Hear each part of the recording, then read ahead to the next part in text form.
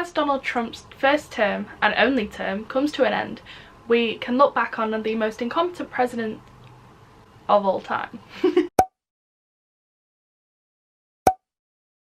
going to split this video up into a couple of different sections. I'm going to start with a general overview of his life. It's a bit more relevant to talk about his life compared to Biden, where I just kind of talked about his policies, as before the presidency, Trump wasn't a politician, he was a businessman. Then we're going to move on to 5 different sections talking about his 2016 campaign, his presidency, and then breaking that down into the coronavirus pandemic, Black Lives Matter, the 2020 election, and the insurrection of Capitol Hill. So we'll start with a bit of an introduction about who Donald Trump is. And Donald John Trump was born on June 14th, 1946 in Queens, New York. He studied economics at Fordham University and he became the head of his father's company, which he then renamed to the Trump Organization. He's kind of appeared as like a celebrity personality. He was hosting The Apprentice for many years. He became a guest star in Home Alone. He also owned the Miss Universe project and ran these beauty pageants from 1996 to 2015, which he then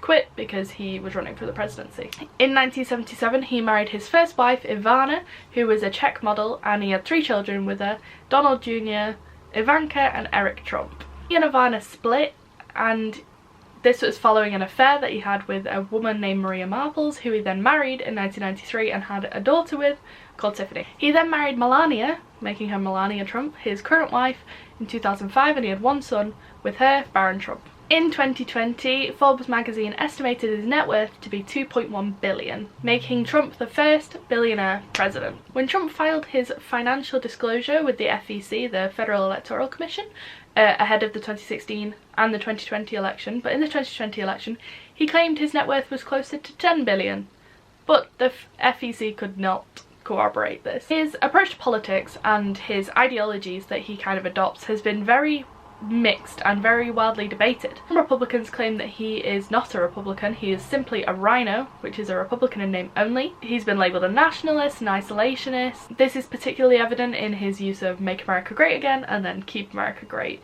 It's kind of this American first approach to a lot of policies. In 2016 he became the first president of the US without military or government experience. He was first elected on November 8th, 2016, beating Hillary Clinton. He won 306 electoral college votes compared to Hillary Clinton's 232. This was later adjusted to 304 to 227, despite him losing the popular vote by nearly 3 million votes. He served from 2016 to 2020 with Mike Pence as his running mate, succeeding Barack Obama and being succeeded by Joseph Biden. That's a bit of a rough overview of Trump's early life and progression into politics. Now we're going to look a bit more closely at his 4 years in office. As mentioned, he was elected on November 8th in 2016, beating Hillary Clinton, who was Obama's Secretary of State during Obama's presidency. We're going to initially start with the 2016 election and the campaigning that happened in the lead up to that. Hillary Clinton started her campaign facing many other Democrats such as Bernie Sanders, and Trump started his campaign a bit more rocky against Jeb Bush and Ted Cruz and the other guy that I forgot the name of, Rubio. On the 16th of June 2014, Trump announced that he was running for the presidency.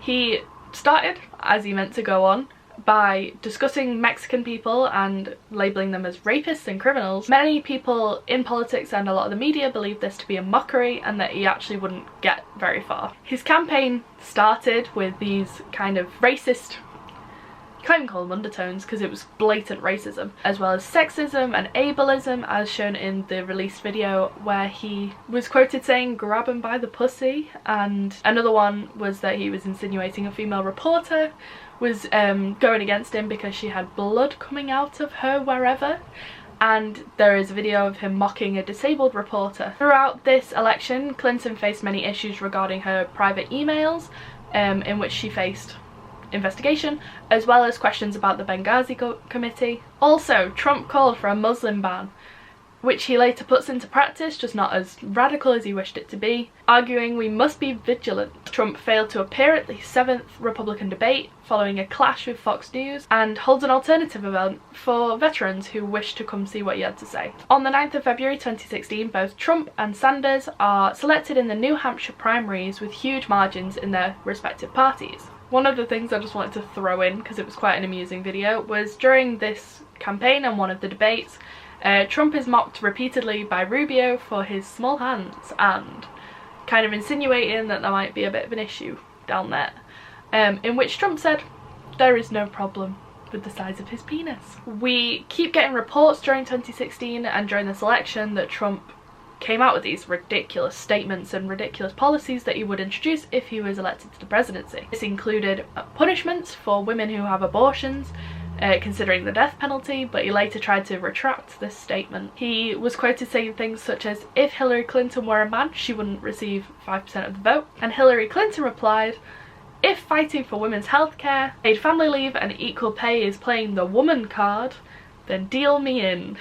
After losing in Indiana, Cruz suspended his campaign, leading Trump to be the assumed nominee for the Republican Party. On the 24th of June 2016, Trump is photographed visiting Scotland the day after the Brexit referendum, commanding that they took back their country. Throughout this whole 2016 campaign, there was a lot of lies thrown around, a lot of accusations, including in one of the rallies, Trump said that Clinton wants to abolish the Second Amendment, adding, there's nothing you can do. Well, the Second Amendment, people, insinuating the assassination, well, his endorsement of the assassination of Clinton. He tried to claim that Obama wasn't born in the US and took this really far until his birth certificate had to be involved, and then Trump went against these statements, saying he never wanted to claim that, and that he knows that Obama was born in America. Very odd.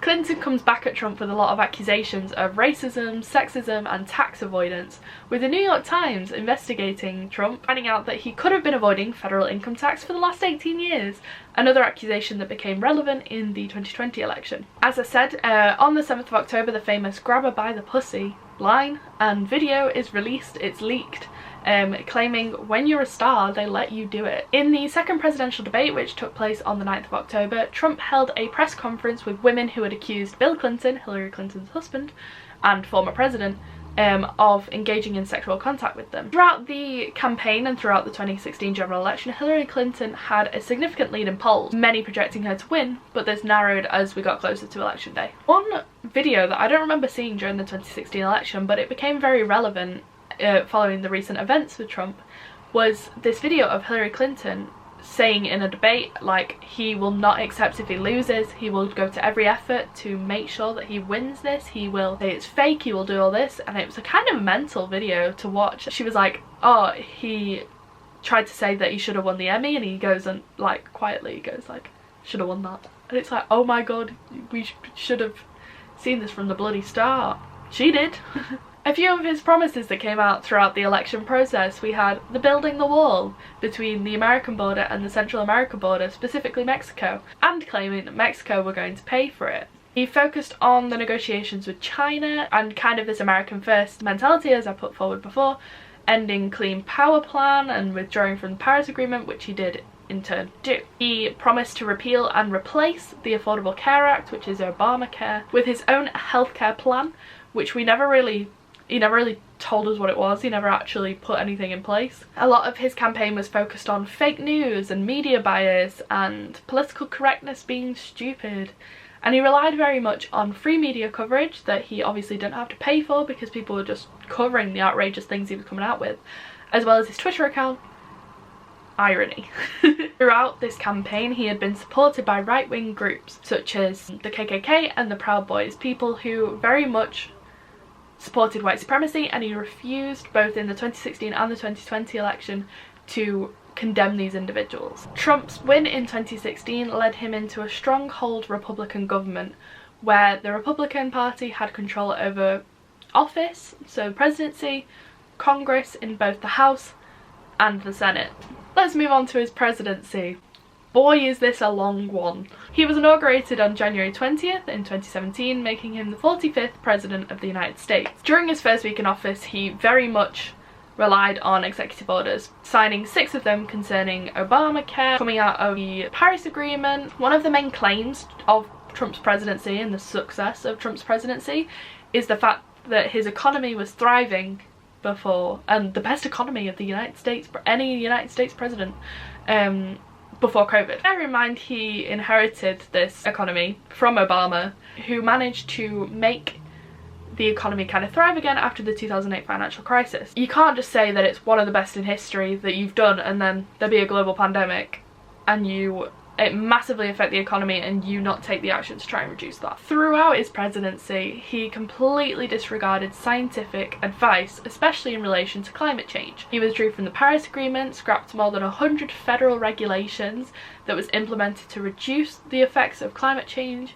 He pushed fossil fuels such as coal, and he very much criticised people like AOC trying to pass the Green New Deal. He very publicly disliked abortion, saying he went against his religious views, and he pledged at the start of his presidency that he would appoint justices to overturn Roe vs. Wade, the fundamental piece of judicial history that allowed women to have abortion. But this didn't happen. Throughout Trump's time in office, he oversaw and approved the execution of 13 prisoners under federal capital punishment. Also in 2016 endorsed the use of waterboarding as an interrogation technique by authorities, especially federal authorities, and this is obviously a torture method.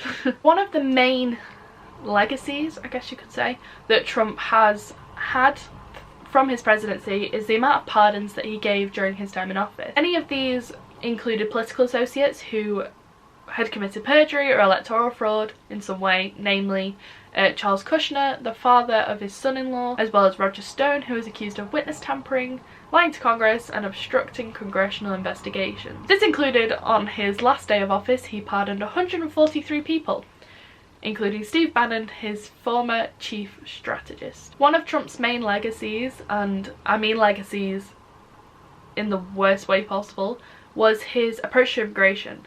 And this is how he managed to appeal to a lot of working class and southern voters. They were highly critical of people who were Latino, specifically Mexican people, and of people who were Muslim from Muslim countries. The constant claim of building a wall and making Mexico pay for it, which obviously they wouldn't pay for it, and they made that very clear that they weren't going to pay for it.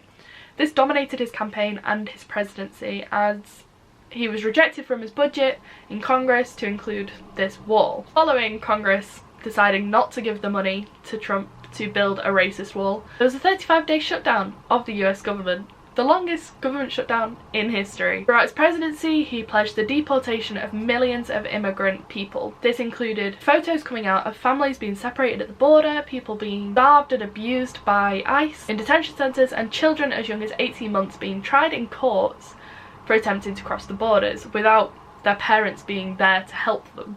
They were just put in a court to defend themselves. Concerning the wall in the US, he declared a national emergency in order to try and get more funding for the wall, without congressional approval using the military fund. Congress tried to block this national emergency twice, but Trump vetoed these blocks and Congress didn't get enough votes to overturn the veto. Trump deployed nearly 6,000 troops to the border and changed the green card allowance for immigrants to be entitled to US federal benefits. This kind of racist, Islamophobic leading to mindset led to the travel ban of Muslim people coming from Muslim countries, specifically those from Middle Eastern countries following the 2015 San Bernardino attack. His executive order, which was signed on Jan 27th, 2017, suspended the admission of refugees for 120 days and denied access to the US for all citizens from Iraq, Iran, Libya, Somalia, Sudan, Syria and Yemen for 90 days. Trump also had issues with North Korea, arguing that their efforts in terms of building nuclear weapons and stuff would be met with fire and fury like the world has never seen. And this kind of led to the start of 2020 everyone being like, oh my god, we're going to go into World War III. And then COVID happened.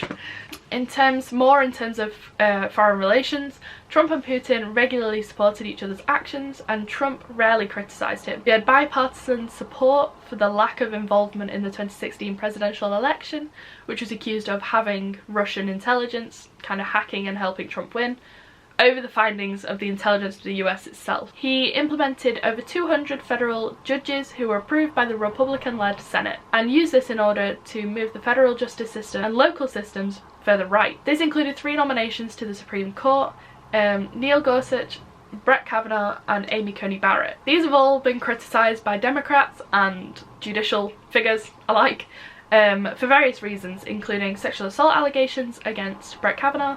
You know, his life has been ruined, but he's the he's a Supreme Court justice, and Amy Coney Barrett's inability to name all 5 freedoms, which is one of the rights in the Constitution. Defending the Constitution, and you don't even know your 5 freedoms. I know your 5 freedoms. The nomination of Amy Coney Barrett, regardless of the whole can't name the 5 freedoms, sparked outrage among Democrats because she was nominated weeks before the 2020 election, following the death of Ruth Bader Ginsburg. But Mitch McConnell, the past Republican leader of the Senate, he refused to allow Obama to nominate Merrick Garland to the Supreme Court because it was too close to the end of his presidency. A large issue during Trump's presidency was his scandal regarding Stormy Daniels, a sex worker who had affairs with Trump during 2006 and 2007, with Trump's attorney Michael Cohen being convicted of breaking campaign finance laws in the run-up to the election through attempting to pay her off. So this publicly didn't come out about this affair, but Trump claimed to have no knowledge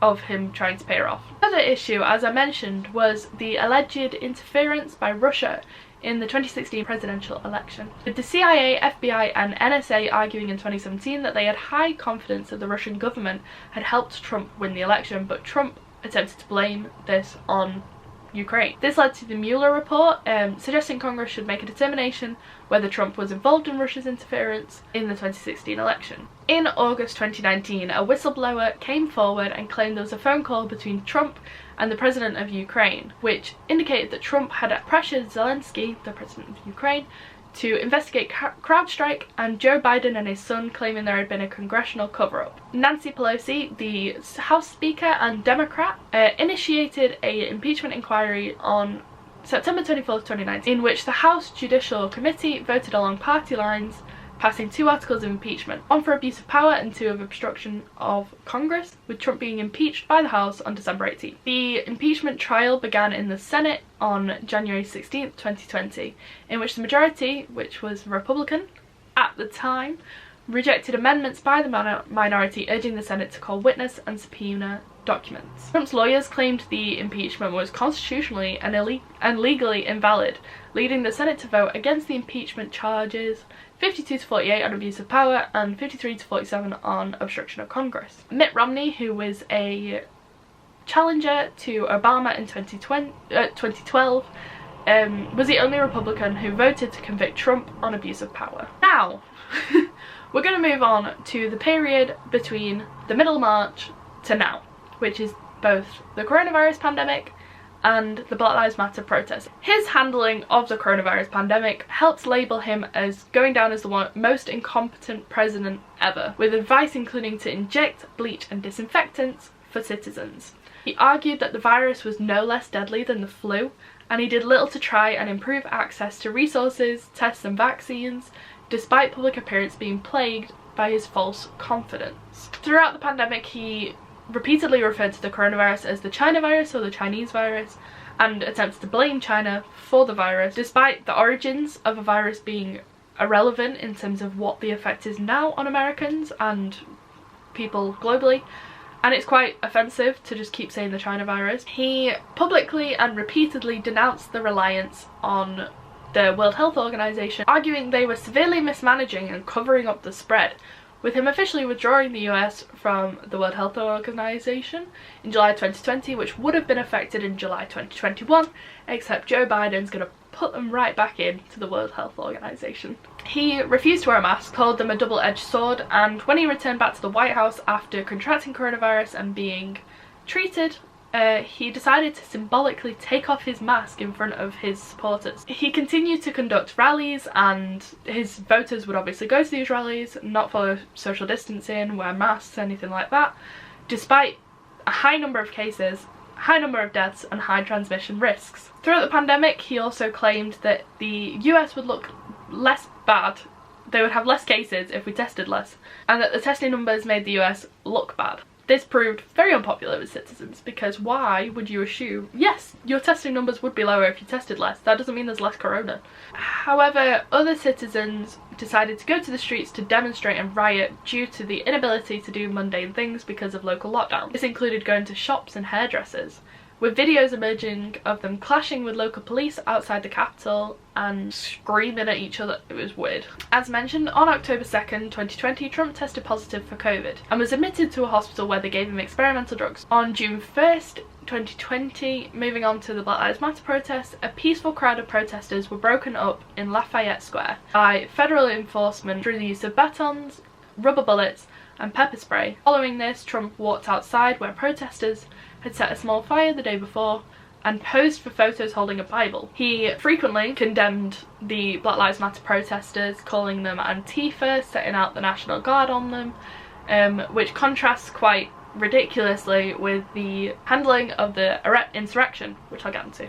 Next, we're going to talk about the 2020 election, because boy did a lot happen then. Trump filed his second term documents with the FEC within a few hours of him being elected in 2016, with him being assuming office, and him holding his first re-election rally not long after. Trump began his campaign with a large amount of cash support, leading to a cash shortage, which forced the campaign to scale back the amount of spending that they were allocated to advertising. Trump began in like May before the election, claiming the election was rigged due to the expected and then eventual reliance on mailing voters because of the coronavirus. This included him then rejecting funding for the United States Postal Service to deal with this increase because of COVID. He refused to say as to whether he would commit to a peaceful transition of power, and was criticised throughout the campaign as to whether he would condemn white supremacy. This was the main example that was used when he was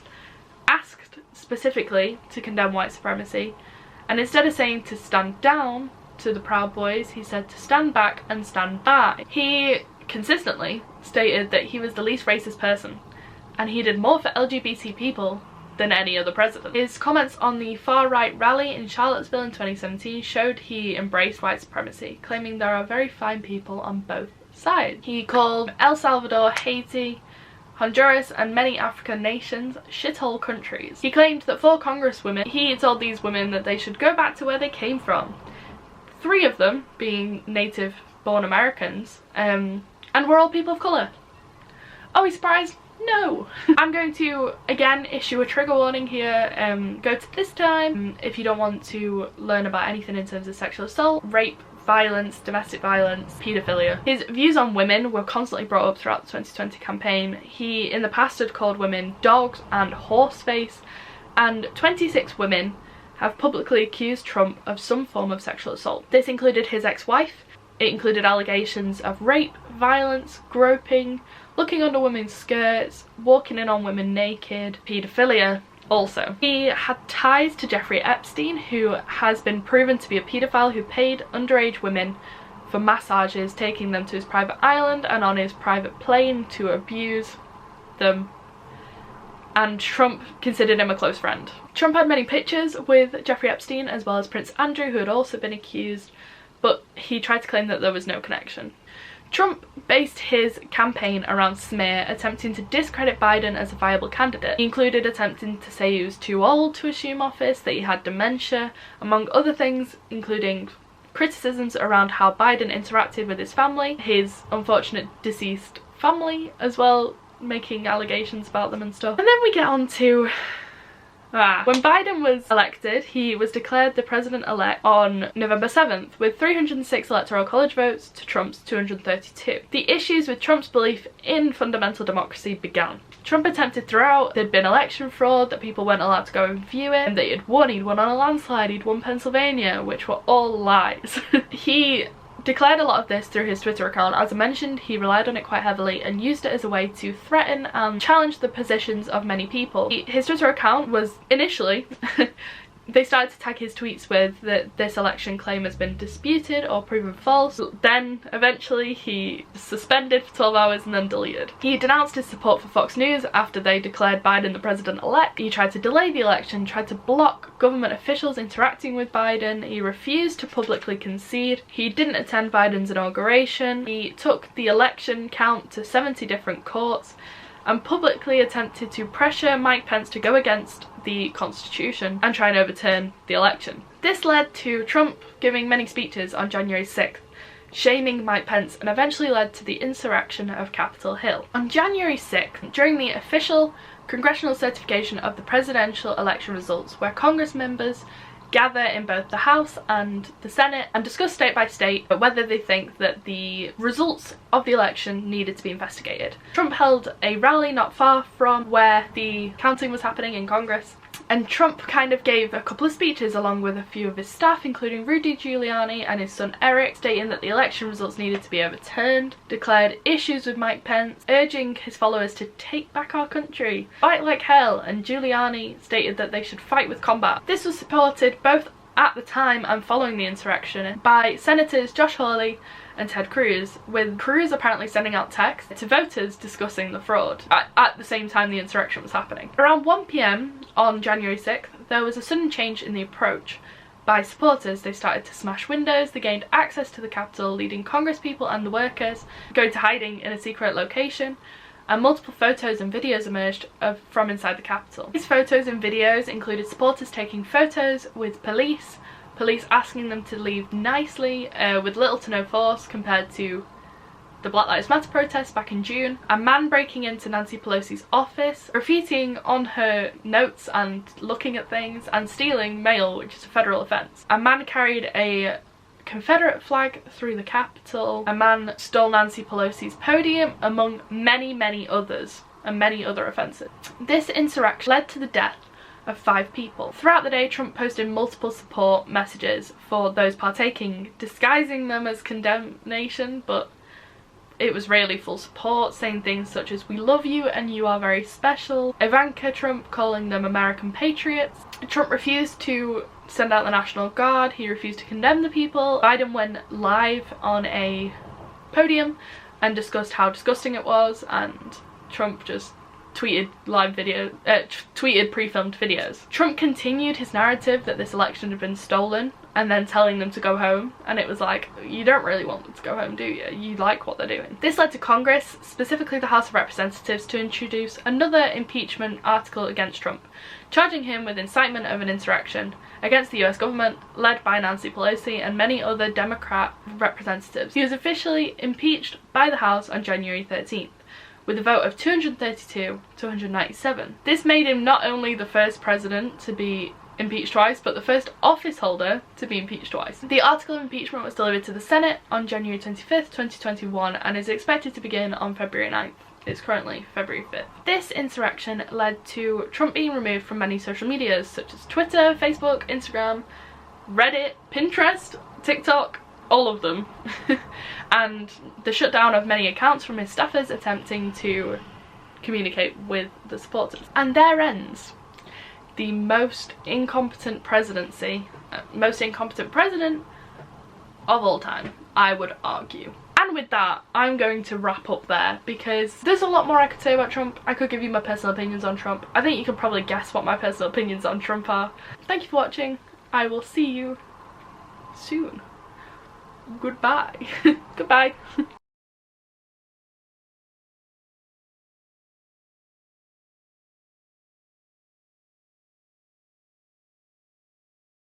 We did it, Joe.